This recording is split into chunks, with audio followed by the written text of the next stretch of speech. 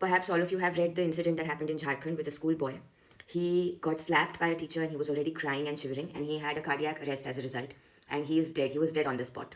Some men have loved this line: only women and children and dogs are loved unconditionally in the world, and men are only loved under conditions.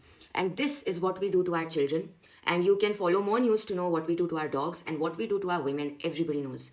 This is the kind of unconditional love that we give to the most vulnerable section of our society. I was reading Kate Millett's Sexual Politics, and she says, under the ideal condition when patriarchy is removed, because patriarchy influences the family structure to be a very tightly knit political structure where members are connected to each other, not voluntarily, not because of free will or a sense of responsibility, but through structures of hierarchy and power.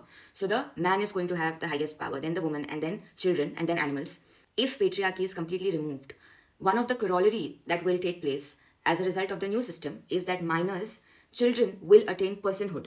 Because if we say women are property in our society, kids are worse than property. They are treated literally like extensions of their parents. They do not have to be treated with respect. You can be as violent towards them as possible and justify it with all kinds of, I did it for their own good. And we as adults, we tend to romanticize our childhood very much, especially once you become parents, because now you're on the other side of the equation. So when you write history, you're going to write it from the perspective of whatever makes you look like the hero.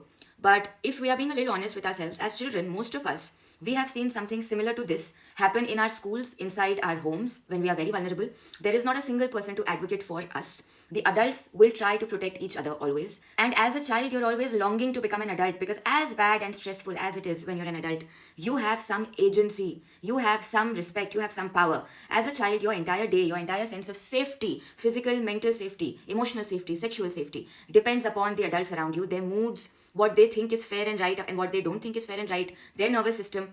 You are very often the softest target in the house because everybody around you knows there is little consequence to being violent towards you, physically, mentally, in whichever capacity, because you can't fight for yourself. Rest in peace to this child. It's a very, very, very sad news. But honestly, this has been many children.